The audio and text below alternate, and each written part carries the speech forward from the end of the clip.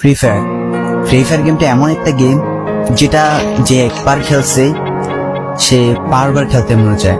প্রথম প্রথম পারবে না, চেষ্টা করতে করতে যখন পেরে যায় তখন আর ছাড়ে না। আর এই গেমটা যারা একবার খেলছে, যার মনে একবার জায়গা করে নিয়েছে, সে কখনোই গেমটা বলতে পারবে না। সে যদি একদিন 2 দিন 7 দিনও না খেলে, সে 7 দিন পর আবার ঠিকই এই গেমটার ভিতরে ঢুকবে। কারণ এই গেমটা কখনো কাউকে কষ্ট দেয় না। এই গেমটা সবসময় সবাইকে আনন্দ রাখে। এই গেমটাতে আমি অনেক সময় কাটাইছি, আর এটা আমি কখনো ভুলতে পারবো না। এই গেমটা আমার কাছে এমন একটা গেম যেটা কিনা আমি বলে বোঝাতে পারবো না।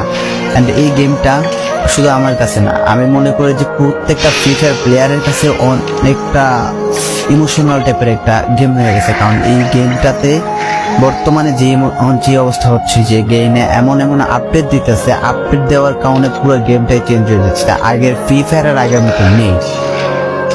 তো এই কারণে হয়তো কোনো এক সময় আমরা এই গেমটা ছাইড়া দিতে হবে, তবে ছাড়া হবে না। যদি ছাড়া হয় তাহলে শুধুমাত্র গেমটা ব্যান্ড হওয়ার পরে ছাড়া হবে। তো যদি পার্মানেন্টলি গেমটা ব্যান করে দেয় তাহলে আমাদের এই গেমটা থেকে বিরত থাকতে পারবো।